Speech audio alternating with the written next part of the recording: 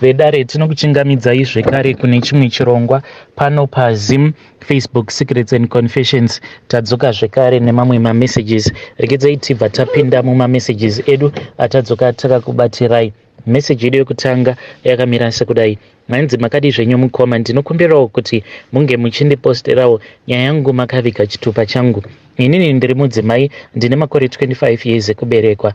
Ndava kugara hangu kunoku kuSouth Africa. Pose apa ndainge ndigere zvangu kuZim, and this was my first time to go out of Zim. Ndainge ndisitomborina kana tarisiro yekuti nerimweni ramazuva ndichange ndichizosiya nyika yangu ndichiuya kuzogarawo munyika yevatorwa. Asi zvakazoitika ndezvekuti murume uyu wandava kugara naye, uyo wandinototi ndiye murume wangu, at that time iye paakauya kuZim ndo patakabva tazosangana. Takati tasangana paya, then akabva azondipfimba, and to be honest with you mukoma, ini handidi kukunyeperai, munhu ndakabva ndamubvuma. First of all, ndakatoona kuti uyu ainge ari munhu uya aiva nepotential yekuti kana upenyu hwangu aikwanisa kutochinja upenyu hwangu, because murume wacho uyo wandainge ndigere naye painge pasitomborina kana nezvababa. Iye chaainge achingoziva kungorwa chete kubhawa, kana kuri sekubhawa vanhu vanotomutya because munhu uya wekuti anofarira kurwa and anoita sekunge ane mashavi chaiwo ekurwa. So aibva azotora chibhuru chake icho chaainge achiitira vamwe varume kubhawa, obva azochiunza mumba chibhuru ichocho. Zvino aizoti kana aunza chibhuru ichocho mumba, inini manje aisambofunga kuti ininiwo neniwo ndiri mukadzi. Aiti paya kana akabhowekana neizvo zvinenge zvamubhowa, then aibva atosarudza kundirova. Aiwa, kana kuri sekurohwa ndakasvika pakujairira, because kubva ndichitori musikana wake aitondirova. Aingoti kana akangosuspekta kungonyumwa kuti aingoti kana akasuspekta kana kunyumwa kuti ndine munhu wandiri kufambidzana naye, aingoti kana akandibvunza izvo zvaanenge andibvunza, then aibva azotondirova kana ndikamupindura nedzimwe nzira dzekuti anenge asina kufadzwa nadzo. So mukomanashi ndainge ndisina kana basa nazvo, but pane rimwe zuva apo paakazofonerwa naamai vangu. Zvino akati afonerwa naamai vangu vachimubvunza mari yetsvakirai kuno, not because amai vangu munhu wekuti vainge vachiva kamari kake ako kaainge abata, because mazuva acho vainge vakaenda kumakomba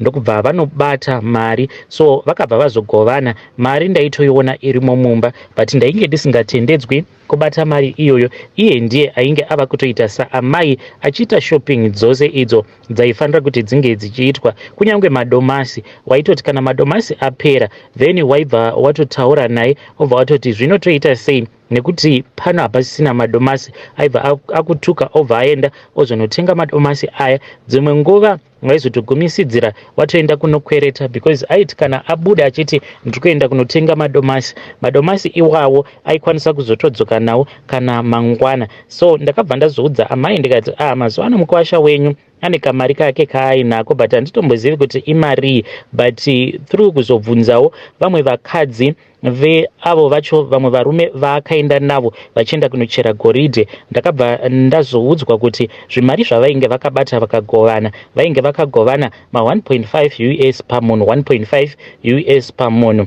So mari iyoyo mukoma yose yakasvika pakupera. Baba nhiya iwe, pasina kana zvatainge tamboishandisa zvine musoro. Zvaaingoita ndizvozvo zvekunonwa doro, wamutuma kuti endai munotenga madomasi, munhu aibva arara kubhawa kuye, then obva azodzoka mangwana chaiwo akakubatira kapepa bhegi kemadomasi. Kana ukamuti zvino madomasi awa amauya nawo so late, ini ndakatokwereta mamwe, aibva akutuka. So amai vangu vakati vamufonera ndo pavakabva vazoudzwa nyobvo, because iye akabva azoti kuna amai vangu, mwana wenyu uyu makamuzvarira mahara. Ivo vakati koindava uri kunditi mwana wangu ndakamuzvarira pasina. Iye akabva ati kuna amai vangu, kana mainge muchifungidzira kuti mwana wenyu uyu kumuzvara kwamakamuita aine buri zvinoreva kutoti buri iroro ndo richazokupaiwo mari. Manje zivai kuti pandiri makanyura, maifanira kuti munge makasevha mari yenyu apo pamainge muchiri nemukana. Zvino mava kuda kudya neburi remwana wenyu. Manje inini handitwe iyoyo. Akabva azoudza amai vangu akati iye ainge asingakwanise kundibvisira kana sent. Apa mukoma zvakandirwadza, ndichitanga kufunga kuti munhu uyu ndakamuzvarira apo pacho pandakaenda kunobetserwa mwana wangu, zvinhu zvainge zvisina kana kumbomira zvakanaka. Amai vangu ivo vachitaura vanoti vakanamata usiku hwose, havana kana kumbogara vakarara, because pavakangofonerwa vachiudzwa kuti ndainge ndaendeswa kugomo, hanzi vachinamata ndopavakangonzwa voice rakavati vange vachinditevera usiku hwose. Amai vangu vainge vaineni, but vainge vakagara kuwaiting room, vakangogara vakandimirira vachinamata. Ko iyo rafu yandainge ndichiitwa nemanesi, but mukomanashi mwariwo vakangondinzwira nyasha. Hanzi ndaifanirawo ndakafa, but mwari vakabva vandinzwira nyasha. Zuva raakandirova ndo pandakabva ndazosarudza kuti it is far much better kuti ndinge ndichiita move on with my life, but pekutangira ndainge ndisina kana pekutangira. Then ndakabva ndazosangana manje neuyo akazova murume wangu, akatongosangana neni ndiri mastresses angu, kana kudya ndainge ndisingagoni kudya panguva yacho iyoyo. Asi sezvisinei ndakabva ndazongomubvuma munhu wangu. Ndakangoti ndamubvuma zuva ratakasika tose bonde, kana ndega mukoma ndakanzwa stress ichiita kubuda mumuviri mangu, ndikatotanga kutoenjoyawo chinonzi upenyu kusvika pari zvino munhu uya wekuti anondipa rudo. So kwekuti ndainge ndagara kwenguva refu ndigere nebhinya remurume, saka my only defense was pose pandinenge ndichitukwa naye, neniwo ndaibva ndatanga kumutuka. Ndaikwanisa kutomutuka ndakamira panze ndichitira kuti paya akati ndinokurova ndobva ndatiza. Saka character iyi ndichiri nayo, handizivi kuti ndinokwanisa kuichinja sei character iyi, because izvezvo ndinotoona kutoti zvinotondi affecta mupfungwa dzangu. Like ipapapa murume akauya nemari yake, hakusi kunzi anowana mari yakawanda, but imari yekutoti kana tikaisa musoro pamwe chete, then tikaronga pamwe chete, kunyange zvake achiwana mari shoma, but at least mari iyoyo inokwanisa kutoti sevenzera. But inini mukomanashi ndakabva ndazomutuka mwedzi iwo uno, ndikamuudza kuti mari yako haina kana zvainombotenga, ende ndikatoona kutoti munhu wangu uyu akatorwadziwa. So I felt so sorry for him, ndikabva ndazomukumbira ruregerero, but rafu yandakamuita mukoma, kana iye akanditi ndaisambofungidzira kuti une character yakadaro, because usiku hwacho ndaitota sekunge munhu abatwa neshavi. Ndaitonzwa zvichinditi kana akangokubata chete nhasi toda kuti unge uchimuka uchimurova chibhakera. Kokurohwa ini handichatombotyi, because ndinotonzwa kutoti ndatindivara, because uyo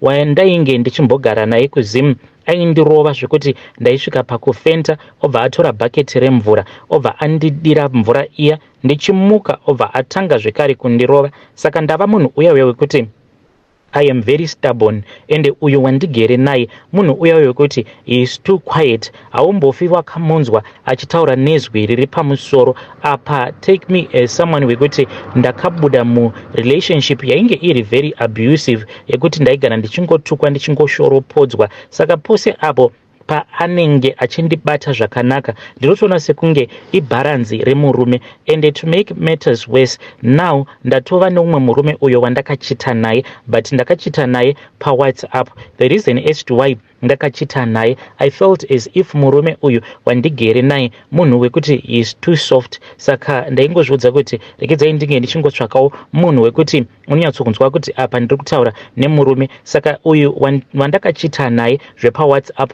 hatina hedu kumbosangana, akangotumidzira voice note mune rimwe grupu iro randiri mariri. Saka akati atumidzira voice note, ndikabva ndatonakirwa nevoice rake, ndobva ndamuteverera kuinbox kwake. Ndakati ndamuteverera kuinbox kwake ndokubva atoona kutoti munhu uyu maactions ake maactions emunhu ari kuda munhu, so ndokubva tatanga kudanana pawhatsapp. But ndakabva ndazozvidzora zvekare ndikabva ndazodzorwa nevamwe sisi vangu, but ndevekusaidhi rekwanamai ndo vandakaudza kuti izvi ndo zvandainge ndava kuita, vakanditi zvinhu zvakashata fani, saka ivo vakanditi siyanai nazvo amainini, otherwise munozvidestroyera marriage yenyu. Saka ndakasiyana nazvo, kudawo kuti vedare renyu vange vachindibatsira. Ndonyatsokuita sei kuti inini ndikwanisewo kurespekta murume wangu, because ndiri munhu wekuti ndakangopindawo muwanano ndikabva ndadzidziswa kuti chinhu chinonzi respect, kurespekta murume,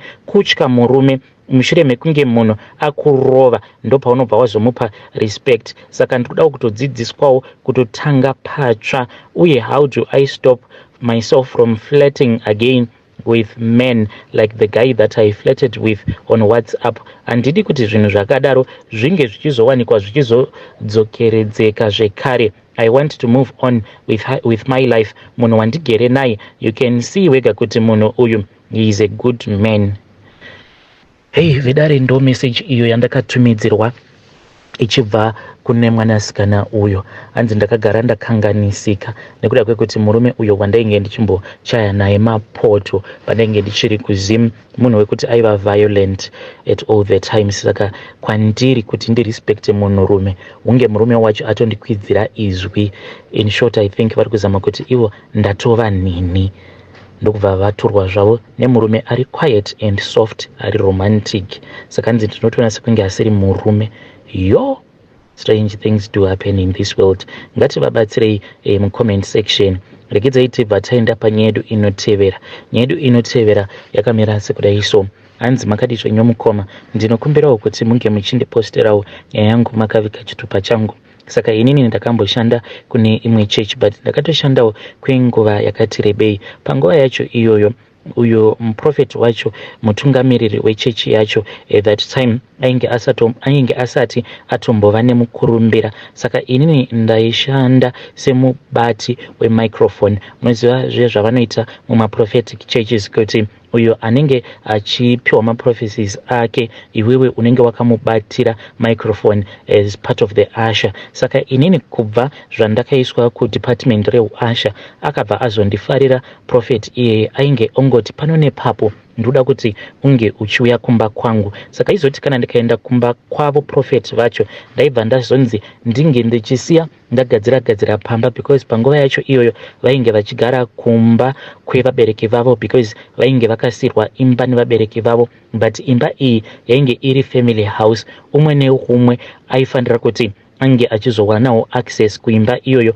But ivo manje ndinotoziva kutoti vakatoita zvekuzotengera malawyers, ndokubva vatoitira vamwe vaning'ina vavo nehanzvadzi dzavo mapeace order. Nazvino havatomboonani nehama dzavo nekuda kwenyaya iyoyo, because vakabva vazoenda vakabva vazonobraiba vanhu kucity council ndokubva vazochinjisa matitle deeds. Saka vaya by the time pavakazorealize kuti ndo zvainge zvaiitika, it was too late. Prophet ava ivo imba iyi vakaita sekunge vainge vaitengesera imwe shamwari yavo.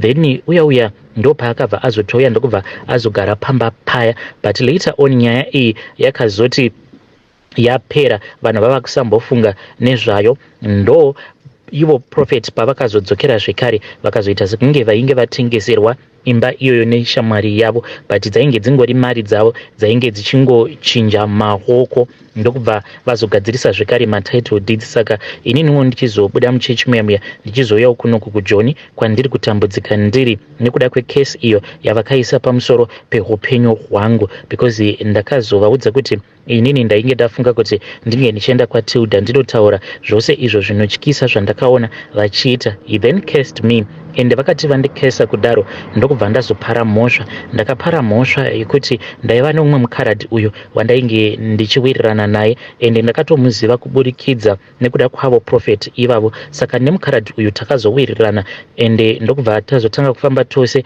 At that time already ndainge ndava kutoita zvekunwa doro, because ivoko vanotonwa doro. Saka vaiwanzo kutuma inini nemukharadhi uya tobva tazoenda tobva tanotenga doro riya then isusu taizombotora rimwe doro because ivo vanonwa huya hunodhura, doro riya rinodhura mawhiski, saka taipota tichivavhara then tobva tazonwa doro riya. Saka pane pamwe patakazoba doro ndokubva tazoenda, mukharadhi uya ainge aine pfuti, saka akazoburitsa pfuti iyaya tiri mubhawa, then akazoti aona kuti mapurisa ainge atouya vadanwa vebackup, iye ndokubva azotiza. Saka paakatiza inini akandibatisa pfuti, ende mabatiro acho andainge ndakatoiita zviya zvekutoti yainge itori first time kutobata pfuti iyoyo, saka ndakabva ndazongosungwa inini ndakabata pfuti yacho iyoyo. So pandakasungwa ndo pandakabva ndazonzi ndinge ndichimboitwa bail out, then ndikabva ndatotiza ndokubva ndazouya kuno kwandiri kuraramira ndiri ndichitambudzika kuno kunyika kwevatorwa. Saka kuzimu kutori nemhosva iyo yakandimirira, mhosva yandisina kana kumbogara ndakapara. I was just at the wrong place at the wrong time. Ndakatoti ndatiza handitozivi kuti ivo vakawana mafoni numbers angu sei. Ndakatoshamisika namba dzekuzimu dzichindifonera, ndikabva ndatonzwa kuti rainge riri voice ravo, vakabva vandiudza kuti ivo the reason as to why ndainge ndakambosungwa it was because of makesi avo avainge vakaisa paupenyu hwangu. Nanhasi uno ndega ndinotoona evidence yekuti paupenyu hwangu patori nemacases awo aripo andinotosangana nawo, ende ndinongogarawo ndichingonamata ndichingokumbirawo Mwari kuti Mwari vange vachindinzwirawo tsitsi nengoni, because inini zvandakasangana nazvo it was all by mistake. Panguva iyoyo pandainge ndiri mubati wemicrophone ndava kuwirirana navo, ndaitoenda kufamily house kwavo, then ndobva ndaita zvechigarden boy, ndaiti paya kana ndapedza ndo pavaizoti ndinge ndichipinda mumba ndobva ndadya. Zvino pane pamwe apo pavakazomboenda kuvacation but vakabva vazosiya amai prophet, saka vakati vasiya amai prophet kudaro ndokubva vazondiudza kuti ivo vainge vachida kurara neni. Mukomanashi handizivewo kuti ipapo ndakabatwawo nemweya wainge wakaita sei. Ndakabva ndazorara navo amai prophet, but at that time ndainge ndisingatozivi kuti kutorara kwandainge ndichiita naamai prophet yainge isiri nyaya yekuti vainge vakandichiva, but vainge vachida chipo icho chavainge vakaona kuti chainge chiri pandiri, because prophet vakazoti vadzoka one day vakazondidana ndokubva vazonditi ndinge ndichipinda mumotikari mushure mekunge vandidana kumba kwavo, then ndokubva amai prophet vazouyawo takabva tazoenda kune imwe imba yavo irimo zvekare muHarare. Tasvika kuya wanikwe kuti mumba imomo mutori nefurniture, new furniture, but hamuna kana anombogaramo. Then ndokubva vazoti handei kubedroom. Takati tasvika kubedroom kuya mukoma, zvandakaona kuya zvainge zvichityisa. Ndakatoona kutoti mubedroom mavo mainge muine muchinjiko uyo wainge urimo, but muchinjiko uyo mukoma ivo sematauriro avo avakaita vakati imba yavo painge ichitodirwa foundation, hanzi muchinjiko uyu wakatogara watosirwa space yekuti unge uchizokwanisa kugadzikwa, vachitoti muchinjiko iwoyo unotosvika pakatangira foundation pamuchinjiko. Saka pamuchinjiko apa painge pakasungwa micheka yakasiyana-siyana, then paiva neimwe bed yainge yakatarisana nemuchinjikwa iwoyo, but bed iyi yainge isiri double bed, it was a single bed.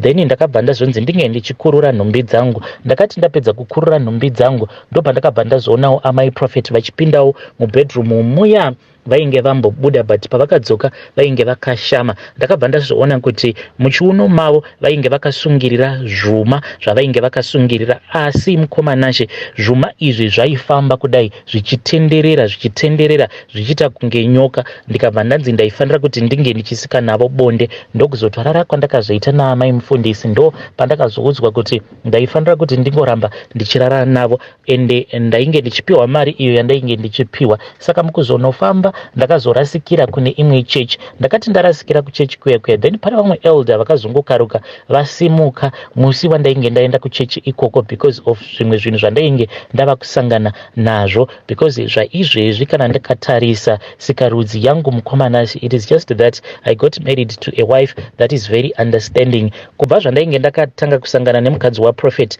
ndakabva ndazotanga kubuda tumwe tupundo haturwadzi hatukuite sei. Tupundi utu tukatotendera chakatenderedza chimusoro chesikarudzi yangu haturwadzi, tunenge tungori twewhite. Ndakatanga kubuda mushure mekunge ndasika bonde namai Prophet. Ipapo tiri kukumba kwavo pakapedzwa kuitwa mhiko. Ndakangonzwa kakuvavirira pasikarudzi yangu. Then mangwana acho makuseni ndo pandakabva ndaona kuti chimusoro chesikarudzi yangu chainge chakachena, chakatenderedzwa netumwe twainge twakaita tupundu twainge twakatenderedza chimusoro chesikarudzi yangu. So ndakazoti ndaenda kuchechi kuya ndo pandakabva ndangonzwa elder vaya vava kuti munomo mune rima rapinda muno muchechi, ngatinamatei. Saka vanhu vakazoti vatanga kunamata, ndakazotongoshamisika ndatova kudeliverance room. Ndiri kokuya ndo pazvakazonzi ndainge ndakafenta apo vanhu pavainge vachinamata, ndikazotorwa ndikaendeswa kudeliverance room. Ndichingorutsa ndaingorutsa zvainge zvakaita kunge maheu, zvinhu zvacho zvakakora zviri zvewhite. Ndo pavakabva vazoti inini ndainge ndichishandiswa naProphet. So mukoma ndakabva ndazoenda ndikabva ndazonoconfronta Prophet vaya ndichiti kana paine mhiko dzamakaisa pandiri please ndisunungurei, but ndo pavakabva vazondikesa. Ipapo ndokubva ndazobuda muchechi ndichizonosungwa, ndokubva ndazotiza ndikauya kunoku kunyika kwandiri kuraramira ndiri, kunyika kwevatorwa. Shungu chaidzo dzekuti ndinge ndichienda kumusha ndinadzo, but mukoma nacho dzimwe nguva mumba munosunga zvimwe zvekuti unoshaya kuti saka Mwari vacho vari kuda kuti unge uchimborarama sei. Ende chinondirwadza ndechekuti mudzimai wanguwo naiyewo anoita sekunge munhu ane munyama, because kubva zvatakauya kunoku ndinotoverenga kutoti akatoshanda panzvimbo 2 dzakasiyana apo pakanyimwa mari yepay, but iko zvino paava kushanda anopota achipiwa zvake mari yepay. Ndinokumbirawo kuti munge muchindiposterawo nyaya yangu makavigawo chitupa changu. Kana kuinewo vanenge vachida kundibatsirawo neminamato please ndibatsireiwo. Munongosiya nhamba dzenyu kuna mukoma Nashi, ndichange ndichizotevererawo mucomment section. Hei vedare ndo message iyo yandakatumidzirwa ichibva kuna mukoma vedu avo. Naimi zvazvakangoma hazvo veduwe, hanzi ndakaita bonde naProphet, yo zvazvakaoma. Hei vedare ndo message iyo yandakatumidzirwa ichibva kuna mukoma vedu, hanzi ndakaita bonde namai Prophet. Naimi hei zvakangoma hazvo veduwe. Hanzi pavaichira foundation vakatogara vasiya gap rekuti vange vachizoisa muchinjuko mubedroom. Yo, strange things do happen in this world. Kana uinewo munhu akakukesa uinewo nyaya yako, please come to my inbox and tell me your own story.